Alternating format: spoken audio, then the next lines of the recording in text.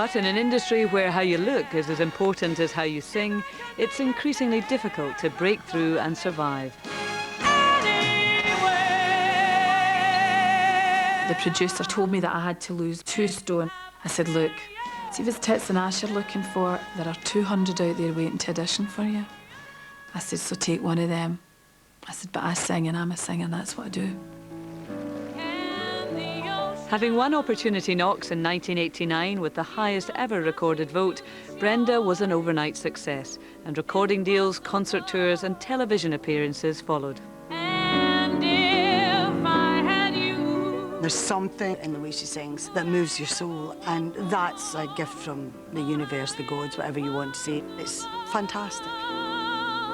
But that sort of fame will eat you up and throw you out.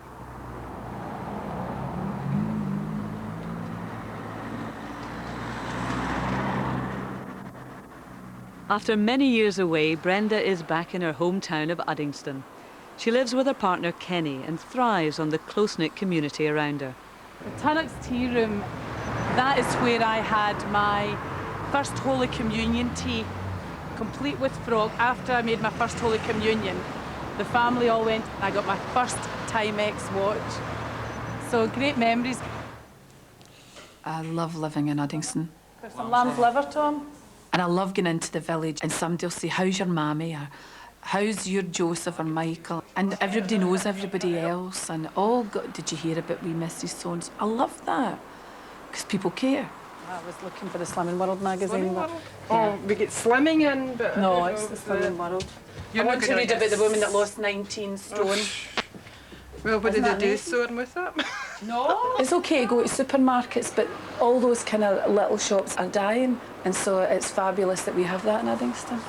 Odd numbers. Oh, is that bad? Is that bad luck? Oh, you better put another one in. There you go. Thank you.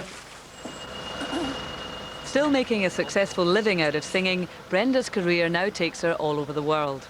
For the next few days, though, she's in rehearsal for a one-woman show down the road in Glasgow, at her favourite venue, the King's Theatre. Hello. How are you? Yeah, good. I'm great. Good.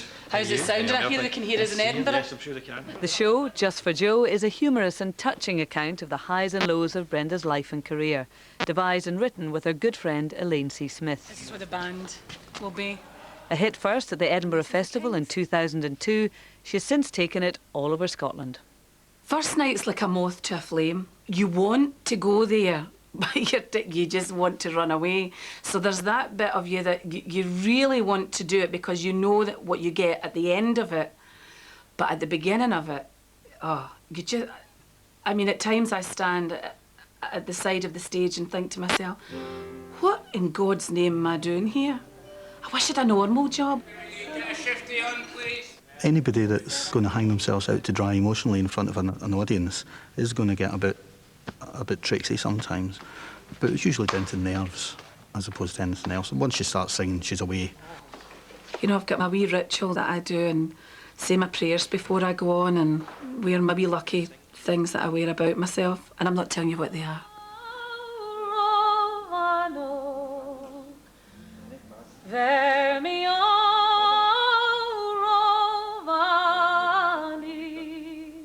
I think there's a huge audience out there that haven't tapped into Brenda Cochrane yet, because she has this honeyed, silky voice, which can be huge and powerful, but at the same time, then she can sing something so sensitive and even unaccompanied a cappella, and it just is a beautiful sound. So I don't think, of all the people I've worked with over the years, and it's been a lot in nearly, 18 years of being a director of musicals, I don't think I've heard a voice like it, actually. She's so versatile. Do you remember 21st night in September? Love was changing our minds. Remember how the stars chased the night away. On and on, something you remember. On and on, dancing in September. On and on, never was a clouded day.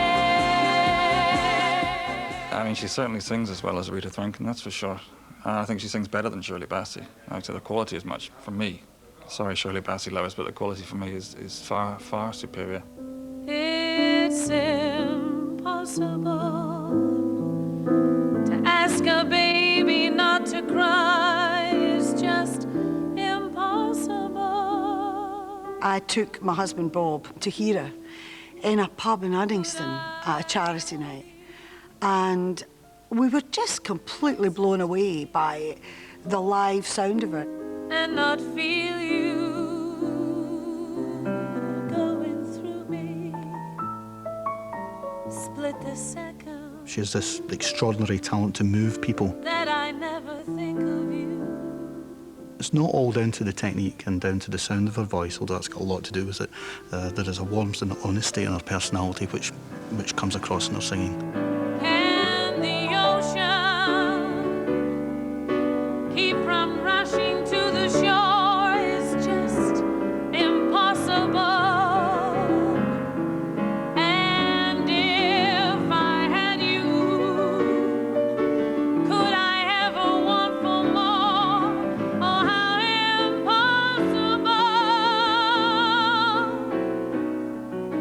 And tomorrow, if you ask me for this world, somehow I'd get it. I would sell my very soul and not regret it. To live without your love is just impossible. Impossible.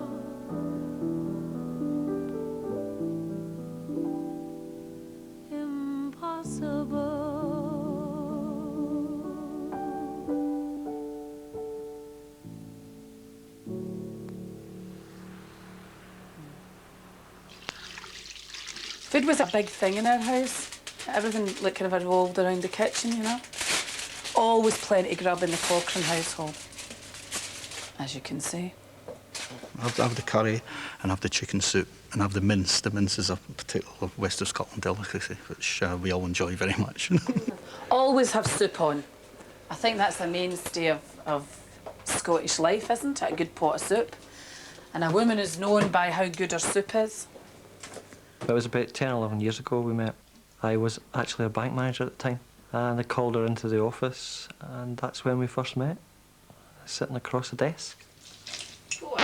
She's got all the great qualities of good Scottish women, I think. She's welcoming, you always get a good pot of soup in her house, and a drink as well, and a good laugh, and probably a greet at the end of the night too. That's a perfect night.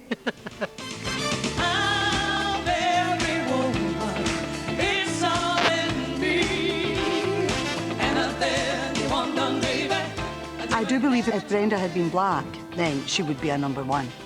And because you're allowed to be fat and black, but you're not allowed to be fat and white. You know, you're not allowed to be a big woman.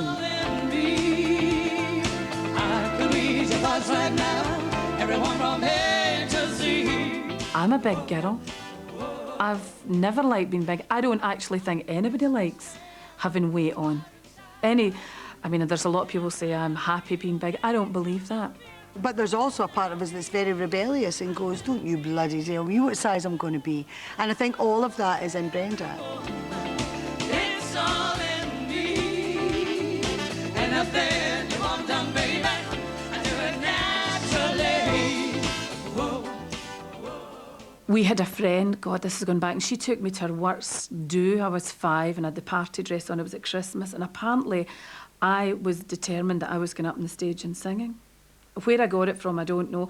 Although being a Glaswegian and being a Celt, the parties and stuff that we would have in the house, everyone sang and I would see that. But I must only have been about 4 or 5 then. And I went up and belted something out in this party frock with my hair in a bun. Vermi oro vani, vermi oro. Sad am I without thee. When I'd finished, both my mum and dad were in tears. So either I was crap or I really could sing. So I always sang, I always liked to sing, but I never ever thought I had a talent for it. I just remember having a really, really happy childhood. My mother tells me that I spoke ever so. They don't know where I got it from, but I was very precise and very correct.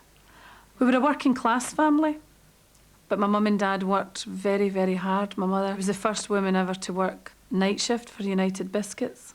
My father was a roofer. He was just a very quiet man. Although Brenda started singing semi-professionally at the age of 12, working the Glasgow social club circuit, she was canny enough to finish her education and qualify as a primary teacher. After working in Canada and then Abu Dhabi, she got the break she'd been waiting for, when a wealthy businessman heard her singing in a local hotel. He came to hear us and he said, "I won't get you a gold album, Brenda." So him and his family actually sponsored me to come back to London, and they put all the money in, and we made an album called The Singer. But without a big promotional campaign behind her, the album didn't make the charts. It's the loneliest time in my life.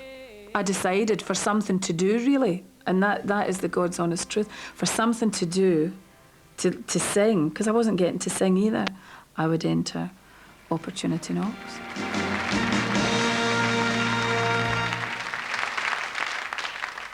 When I saw Opportunity Knocks all those years ago, I have to say it's the only show I have ever voted in my entire life. And I couldn't help but listen to this girl singing. And I was going, that's that girl from Uddingston. I'm leaving today. I want to be a part of it. New York, New York. I was the audition pianist on Bob Says Opportunity Knocks. I can't remember how many people we did audition for a series, but it was in the tens of thousands. You're kind of sitting there and you're going, well, here we go, another singer. All right, she's going to sing that. Fine. And when somebody like Brenda starts to sing, everybody in the room just goes, whoa, what is this? And right away, it becomes a special occasion instead of another run-of-the-mill day of auditions.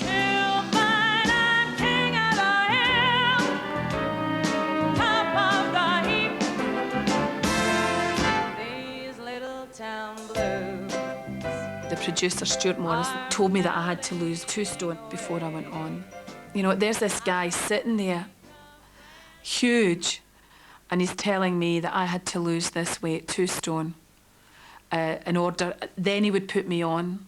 So I went home and I thought, I don't need this enough, you know, for someone to speak to me like this. I'll make a brand new start of it in old New York if I can. So I went back the next day, you know, full of fire, sang again. I said, look, if you want me to sing for you, Mr. Morris, I said, I'll sing. See, if it's Tits and Ash you're looking for, there are 200 out there waiting to audition for you. I said, so take one of them. I said, but I sing and I'm a singer, that's what I do. But he burst out laughing and he put me on.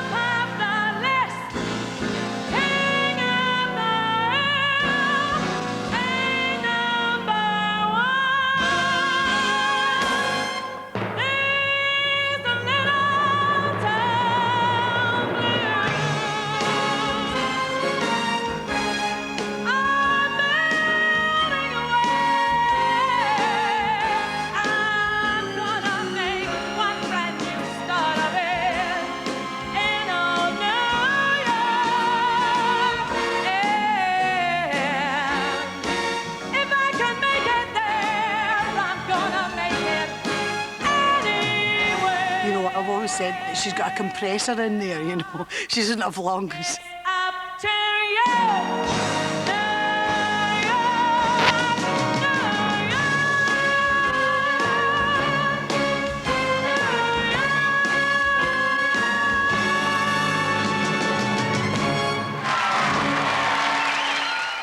I think it was the first time they'd had a live vote coming into TV Centre. Going. It's actually got me leaking, I tell you. That's actually got me going. I'm sorry about that, but this is live TV. There's nothing to do about it. So we had to go off the air for an hour and go up and wait for this folk coming in, and they counted all the telly. Oh, I'm sorry. Never again. I would never do it like that. Brenda, you have a lot to beat if you're going to come ahead of anybody here tonight. Garrison John's in the lead with 30,800 odd, and followed behind by Matt Mudd with his fine performance. Diamond Leighton, everyone gave fine performances, have had fine votes. May we hear the national vote for Brenda Cochrane? The national vote for Act number 12, Brenda Cochrane, is 112,783 votes. It suddenly hit me. This was what it was about. It was about winning. Oh, and I was just beside myself. You know, I sit and watch these talent shows and think, God love you, because I know exactly how you feel.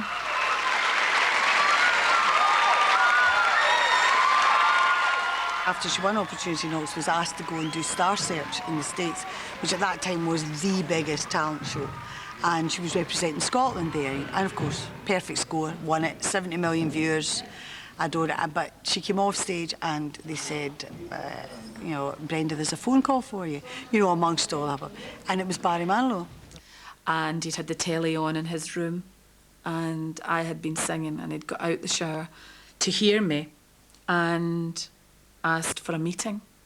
So he was in Dublin doing a concert, so I flew to Dublin to meet him. And we sat for a good hour and a half, 2 hours talking. And then it never happened. He went off and did Copacabana or something that got greenlit, and it fizzled, you know. And there's been lots of episodes like that in Brenda's life where it just nearly happened, you know, and then didn't. So, but it's a fab story to have.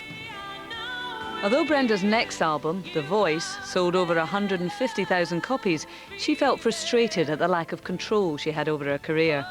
You were at the mercy of the marketing guys. So I did an album of covers. It was all covers. And I was signed to the TV division of the record company, which meant all covers, TV advertised, maximum exposure, sell as many records, but not really develop the artist. As long as it was selling records, that was it. There's no welcome look in your eyes when I reach for you. It was very difficult for Brenda to break into a pop market. She came at a wrong time, I think, when singers weren't really the thing anymore. It was about bands, and she had taken another path, which has been very, very, you know, fruitful for her as well. But it doesn't afford you to be cool. It doesn't afford you to be the latest pop sensation. You've lost that loving feeling.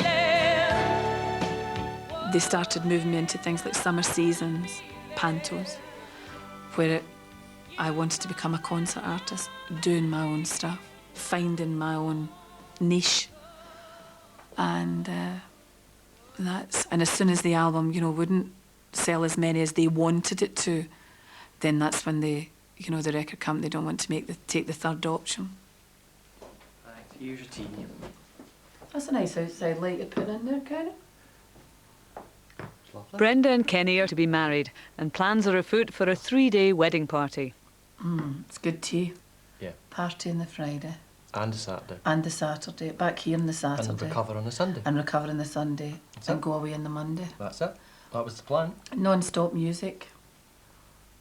As a couple, they're inseparable, and Kenny often accompanies Brenda on tour or on the luxury cruise ship she sings on. Other arms reach out for me. Other eyes smile tenderly. Still in peaceful dreams I see on the road. It leads right back to you.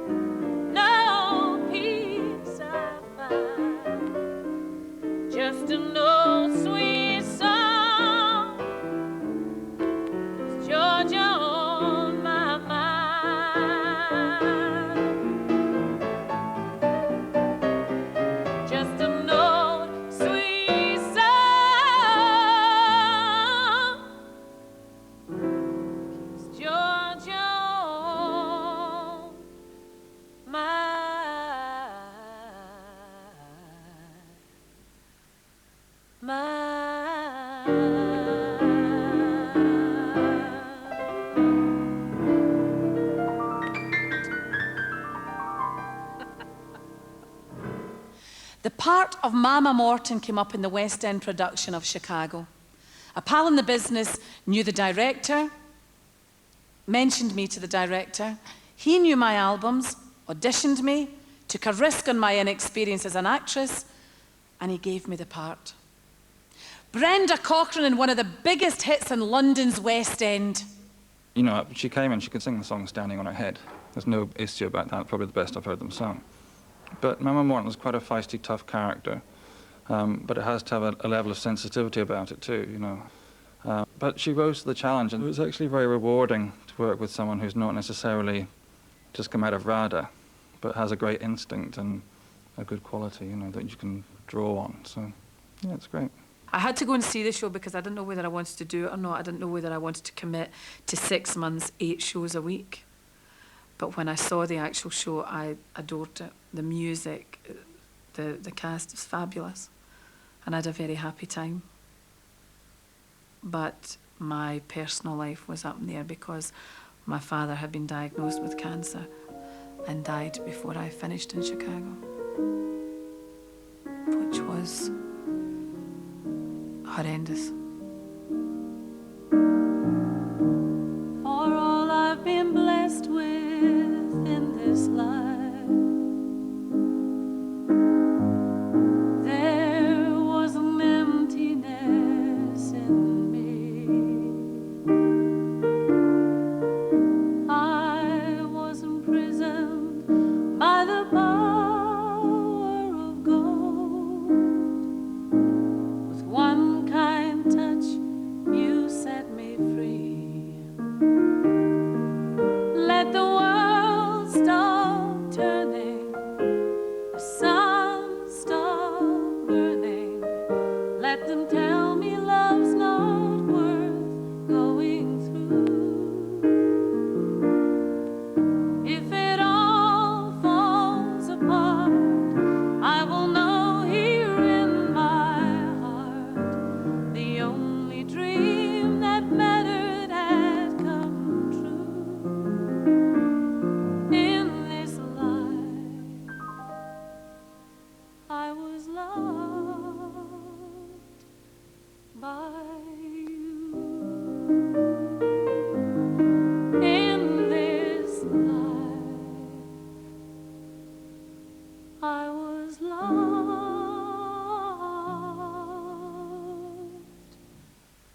by you.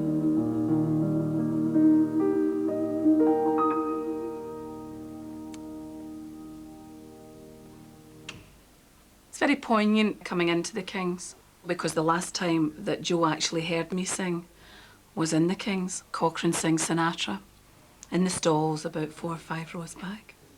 So it's very, very special for me. I realised that these songs and the singing that I was surrounded by were my training, my own personal conservatoire.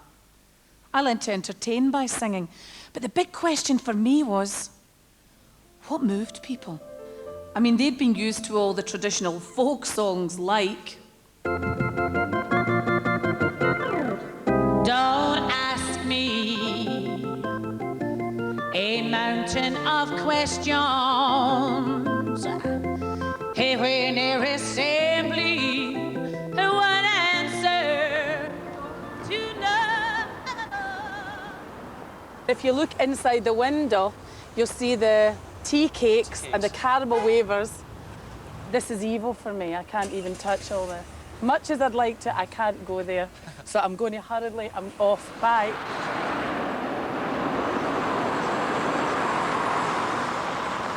If I had it to do again, I wouldn't have gone into opportunity knocks.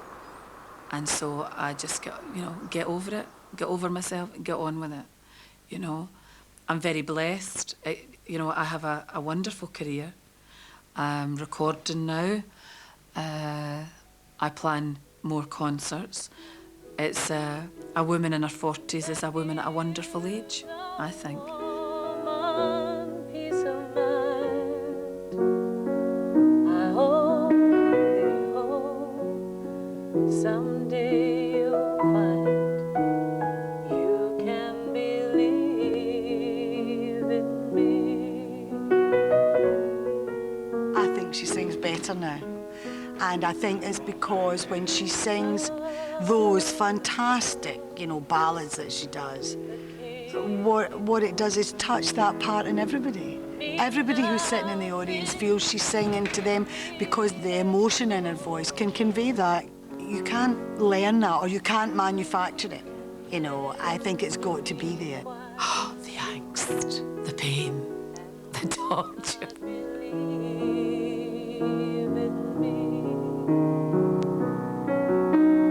Too many hearts have been broken, failing to trust what they feel.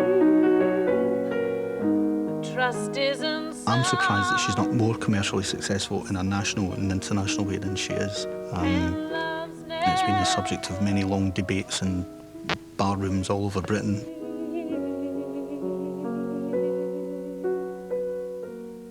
One of the biggest gifts in my life is the realisation that life isn't about money, and life isn't about fame and status and power. Life is about the love you have in your life. The feeling that when somebody you love walks in the room, it lights up. That's more important than